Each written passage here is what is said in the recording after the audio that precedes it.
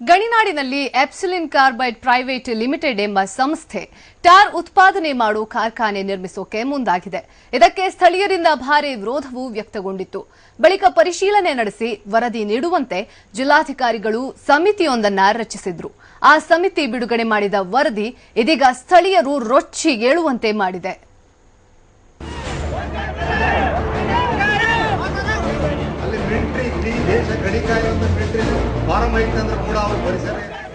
ನೀವೇ ಕೇಳಿದ್ರಲ್ಲ ರೈತರ ಸಂಘದ ಜಿಲ್ಲಾಧ್ಯಕ್ಷರ ಆಕ್ರೋಶದ ಮಾತುಗಳನ್ನ.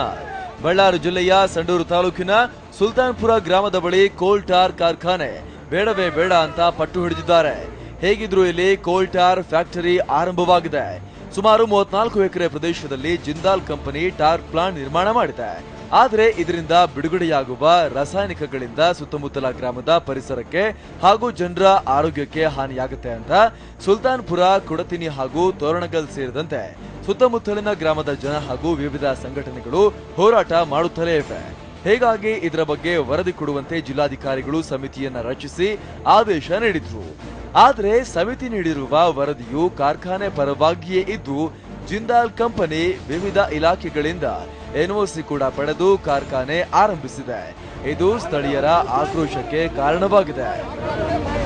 ಮಿಲಿಟರಿಯಲ್ಲಿ ಇಡೀ ದೇಶದ ಗಡಿ ಕಾಯ್ತಕ್ಕಂತ ಮಿಲಿಟರಿ ಕುದುರೆಗಳಿಗೆ ಮೇವನ್ನು ಕಳಿಸ್ತಕ್ಕಂತ ಗಡಿ ಪ್ರದೇಶ ಅದು.